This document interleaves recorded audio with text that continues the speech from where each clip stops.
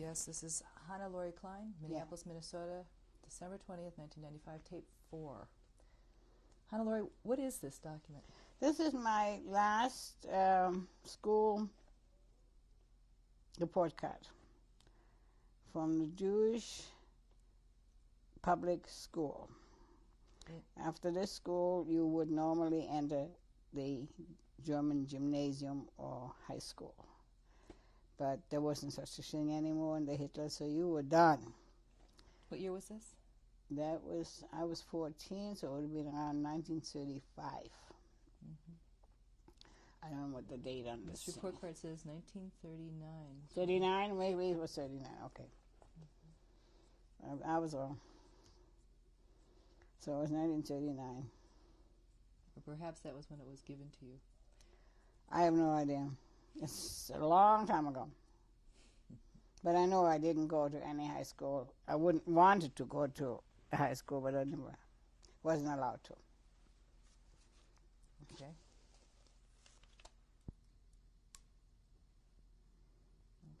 Okay. Now, what is this? This is my birth certificate. Who issued that? It was issued in Breslau by the authorities. You have to go to, I think it's the Standesamt, I don't know for sure. But anyway, they have to be registered. It's not like here that it's done in the hospital and in footprints and all that. You take a sort of a paper to the authorities and they issue this piece of paper. And it has the legal stamp on it and that's it. That's all there is to it. I don't know whether my dad paid for it or not. It just says that my name and my parents' name, and I think it says my dad's occupation, and that's all.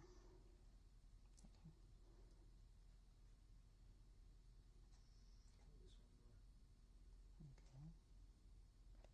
How'd you get this out? You just took it That out? was no problem at all. It was just my papers, and we sent them in a folder in a suitcase, and my mother was a very organized person, and she says, you got to take this. It's the same as when we came to the States, we had 4 copies made of the kids' birth certificates. So she was a very organized person, and she felt I had to have that. Mm-hmm. And I had it in one of those old-fashioned filers where you puncture holes into it. And eventually that thing wore out and all the moving, I think, 1921. Okay. Now what is this we're looking at? That's my mother's and father's marriage license. They were married in Stettin in 1921. Mm-hmm. No, I was born in 21, so there must have been 2019 or 20. Around that time, anyway. Mm-hmm. And my dad was a traveling salesman then, and my mother was a registered nurse. And I was born about a year later.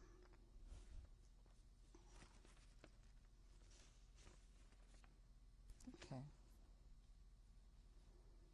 I think those are all the same. You only need one.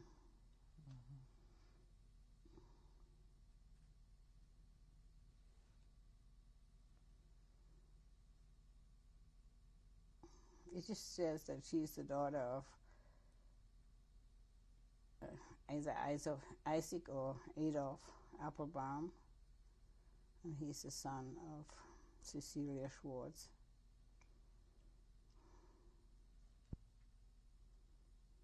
Okay.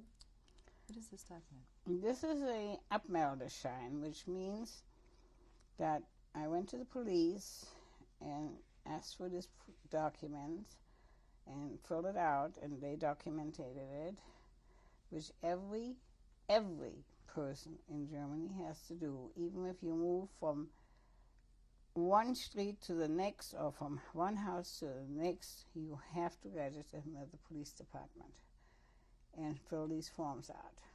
And this form documented what move? Now, this is to England. And it states here, to England, address unknown, from Breslau, Augusta I lived with my parents, my last name, my first name, that I was single, that I was a nursery teacher, my birthday, the town Breslau, was Deutsch at the time, and Jewish. And then it was signed by my dad, by me, my dad, and somebody who witnessed it. And does the stamp on there mean approved? The stamp is the approval.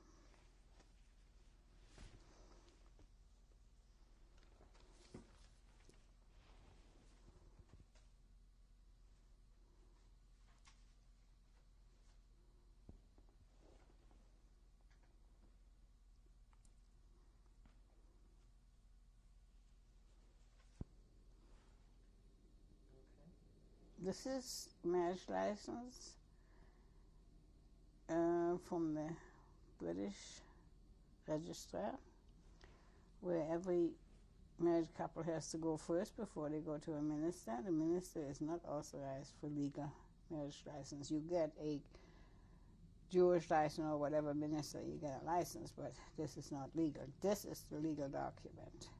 And it states my name and his name and occupation and where we live and witnesses, etc., etc., just like any other marriage license. But this is the legal document. From 1939. From 1930, October 11th, 1939. And it was given to you by the magistrate in Finchley, London. There you go.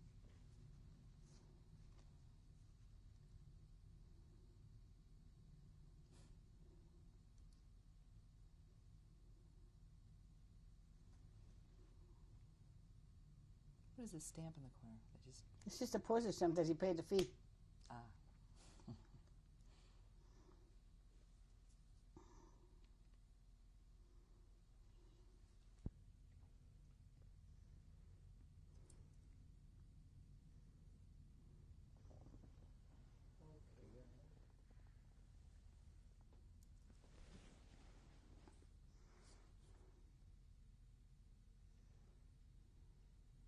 What is this document? Every refugee who entered England and wanted to work got one of these books. And as she moved around the country and took different jobs and such, you had to have them legalized because you weren't foreigner. So that's, as you put pages, you have the different places where we worked, where we moved and such. I don't know why we ever kept this, but we did.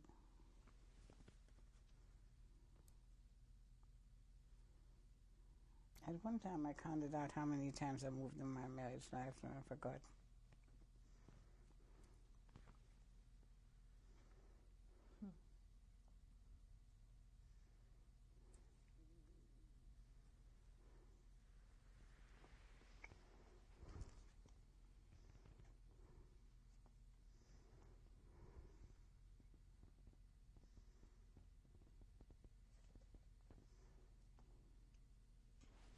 This is We have to wait till Andreas gives us that oh, that little thing, tape rolling thing.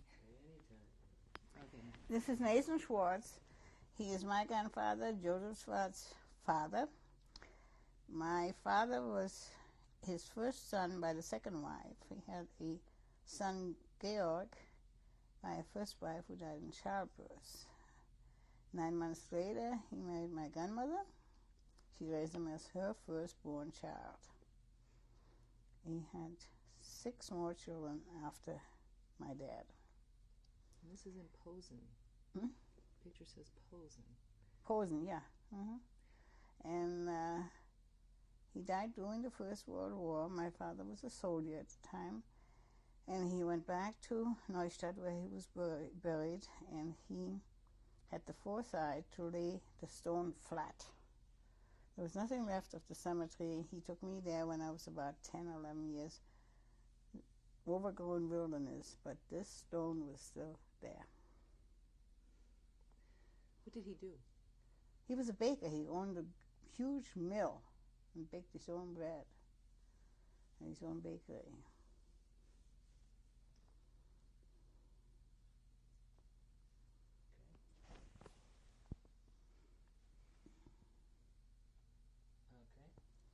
the center, the older lady, is Nathan's second wife. Behind her, Nathan Schwartz. Okay. Behind her is a daughter. I think that's Lisa. To the left is Joseph Schwartz. In front of Joseph is his wife, Rosie. On the lap of the grandmother is Hannelore, the grandchild. You? Yeah, me. On the other side is son Hans. And another daughter and two cousins on the ends. When was this picture taken? I look like I'm about 9 months old there, or close to a year, so it's got to be 1921, 22. Where are you? In Neustadt. In Germany? In Germany.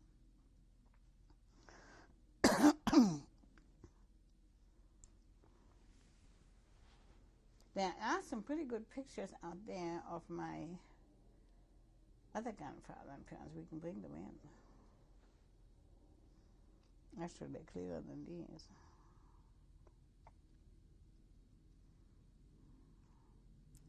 I've never known my dad to have hair. Never. He's always been bald. I guess he came back from the war bald.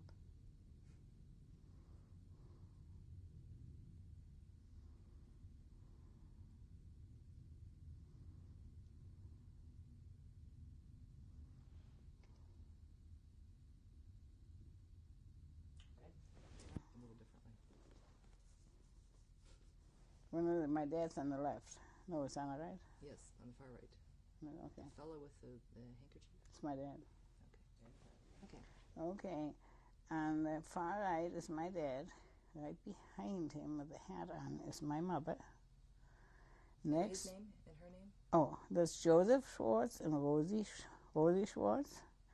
And then is Martha Schwartz and Hans Schwartz. Hans Schwartz is my father's youngest brother. She is a Gentile woman. And the child is Hannelore Schwartz.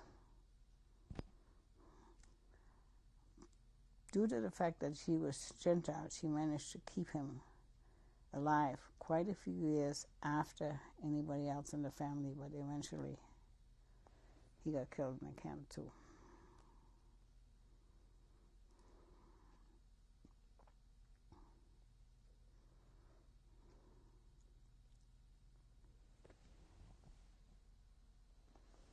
Do you want me to get the collage? Okay, what's this? The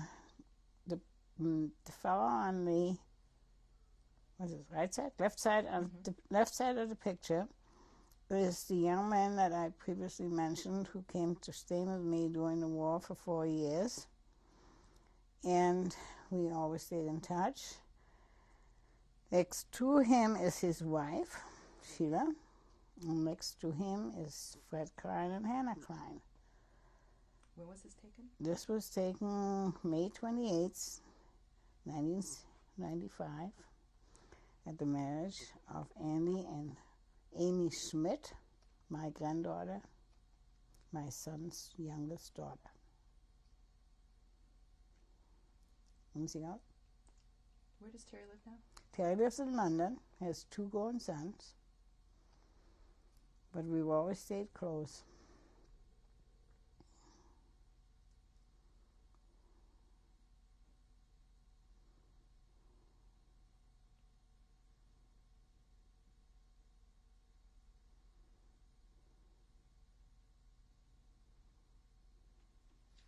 Formerly Schwartz,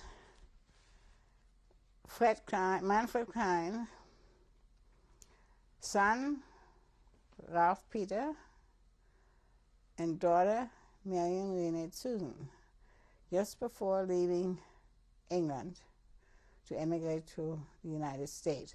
What year was that? That was in 50. They're approximately 5 and 7 at this age.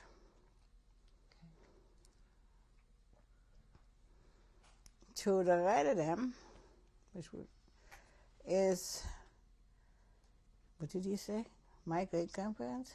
My great president, Frank and Nina, what's his name?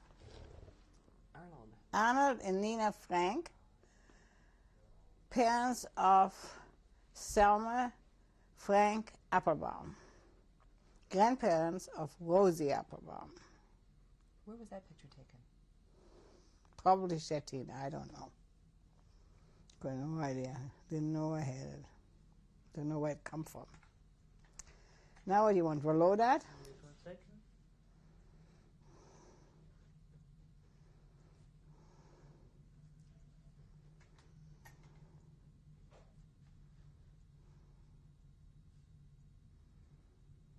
Below that, yes. Joseph Schwartz, Rosie Applebaum Schwartz, Hannelore Schwartz, and Peter Schwartz, taken in Breslau. I was about 3 or 4, and he is maybe 9 months old, so I couldn't have been that old. We're only 2.5 years apart. He looks like he's 9 months old, and I was about 2, a little over. About 19. No, 1923 or so. Okay. You want to go down? Just 1 second.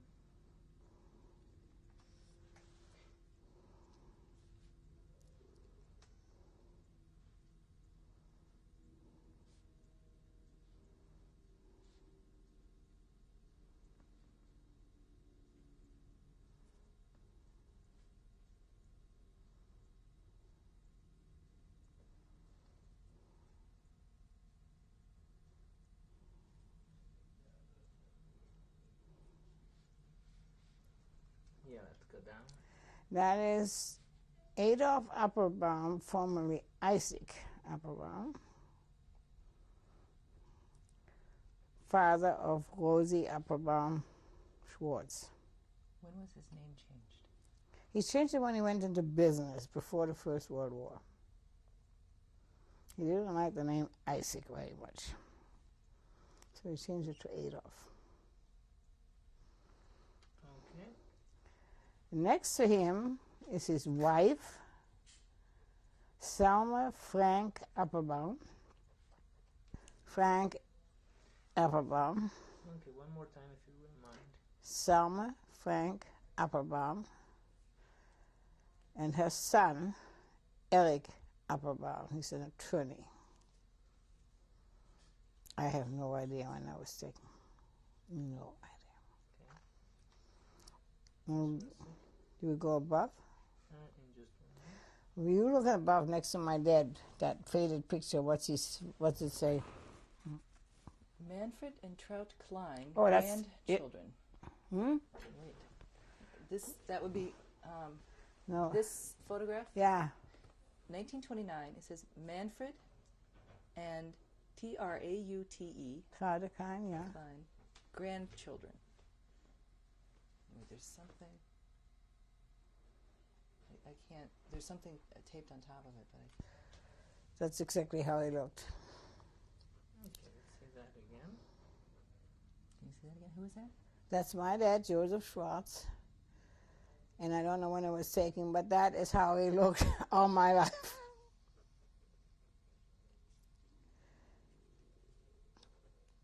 Above him is Rosie Applebaum Schwartz at the age of 18 before her marriage. They say I look like her. And who is Rosie Applebaum Schwartz? My mother.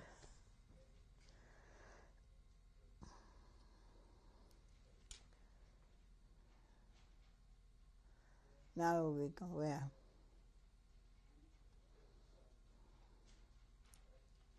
How skinny I was. Makes me sick. The gentleman first. There's Manfred Klein on the boat going to England. Who is? My husband. 56 years of it.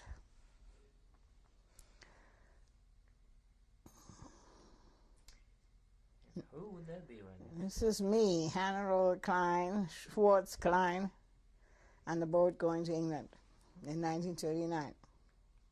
Could you say that again for me? Hannelore Schwartz Klein on the boat going to England in July 1939.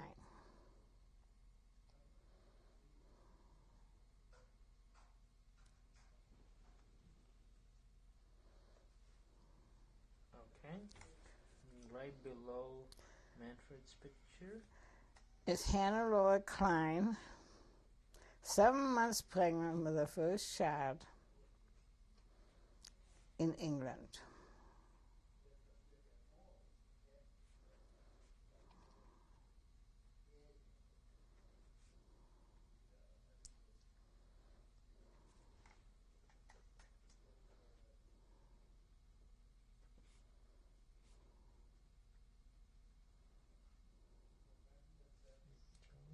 Right next. Is Peter Arthur Norbert Schwartz.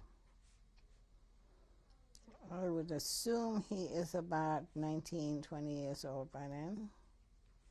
I was taken in Germany. It's one of the last pictures I got.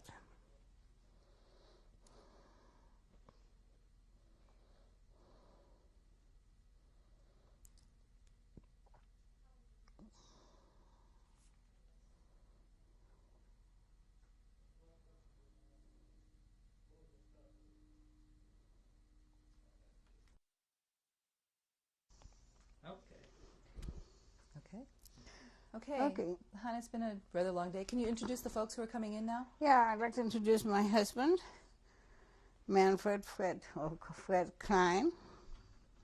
We were married for 56 years. And this is my daughter, Bonnie Marion Renate Susan, and she's called Bonnie. And this is Sharon Klein, my shoulders Klein, my daughter-in-law. Let me move over a little bit. Yeah. That's okay. So here we've spent a rather grueling couple hours telling a story about a period of time that actually passed 50 years ago. Yeah. And now you're sitting with your family surrounding you. Does it give A you part of my family. part of your family? Does it give you a sense of perspective to be sitting here today after telling the story of 50 years ago? The perspective is that I think we've done pretty well. We've done pretty well. We have a very good son who has 2 beautiful daughters, and we have a daughter who has a beautiful husband and 2 great kids, plus the icing of the cake, our great grandchild. If you live long enough to see your grandchildren grow up and get married, it's wonderful. But when you see that little one, that's special, extra, especially for people. I never thought I'd live long enough to see 1 grandchild, let alone 4, get married. So now it's a little one that's really an icing on the cake, because we never anticipated to live this long and see this. And you're also sitting next to a partner who went through this 50-year period with you. What is that like, to have somebody who shared all that with you? You know, it doesn't seem like 56 years at all, because you get so used to living together, and after the children go, you go closer to each other. It's a natural process, perfectly natural. Your life revolves around your kids, and then comes, first you're alone, so fine. And then kids come, they take first place. Then they go away, then you first place again. So you go real close together. So it's a natural process of living, and it's wonderful. I know one thing, I would never get married again. I think that's the dumbest thing people can do. Who says that? I go first. Well, well, So, Bonnie, you actually participated in some of these war years because indeed you were born in England. Right. Do you remember any of that?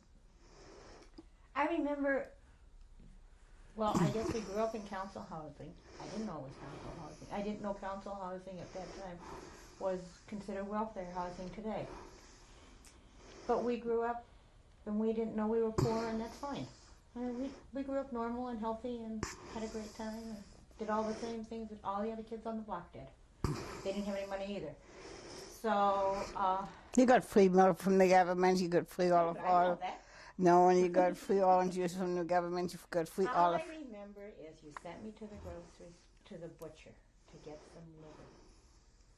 And we played with the newspaper to get it wrapped in. We came back with the liver in our hands. Because we'd made airplanes out of paper. Right, during the war, you have to. If you wanted something wrapped, you had to keep on paper. Wrapping it. Well, we made airplanes out of it. What do we know? So we came home. Sticky, slidey. How long? That was the last time we played airplanes. This is the last time you went for the delivery. True. But then we came to the States, and we had a good life. We were 7 or 9. I've been corrected. And it was good. It was okay. But in the Holocaust, we knew we were survivors. We knew we were special. But it hurts because we missed out on family. So you made your own. You find your extended family. We're great at extended family. Sharon, you married into this family. Is it different than your own? It's only different in that there's less relatives, and otherwise it isn't. I mean, we have a lot of relatives on our side, and my husband doesn't, and I always felt bad that he didn't have relatives, and my in-laws didn't have their parents. But we've been close, and our children have been lucky to have 4 grandparents living still, so that's been really nice. And my husband must have made an impression on him as far as that his parents got out of the Holocaust, because when I met him at 15, that's one of the first things he told me about his family. Was how his grandparents and his uncle and other relatives were killed, and how his parents moved to England and then they came here, and how he didn't know he was Jewish when he lived in England until he moved here. However, the first thing we did was enroll him into Hebrew school, and he rejected that. He rejected that very much. He didn't want that. No school. That wasn't his cup of tea. School was not his cup of tea. We went back on our 25th anniversary back to England, and he remembered what his house looked like, and he remembered everything. I never did think he would.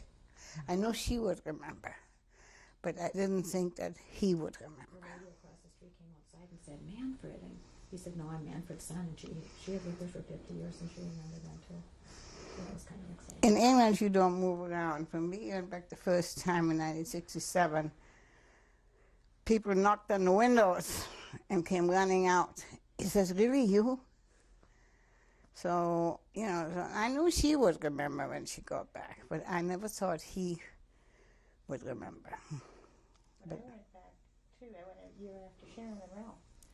My husband and I went back, and I knew the street. Didn't know the downtown because they'd remodeled it. That's not my fault. They changed the town on me. I didn't change the town on them. But when I got to the street and I was looking at our house, this man comes down the street and he looks at me, looks at me. He says, "Hannah?" I said, "No, Mr. Paget, I'm Miriam." He said, "No, you were just this big." Well, it was like 50 years or 40 years since I'd been back. So it was a long time. It was fun.